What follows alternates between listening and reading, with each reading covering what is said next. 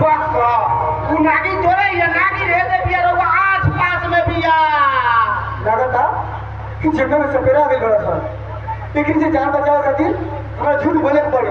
ना तो ये हमारे जान मार दिया सब चलिए उधर सामने जा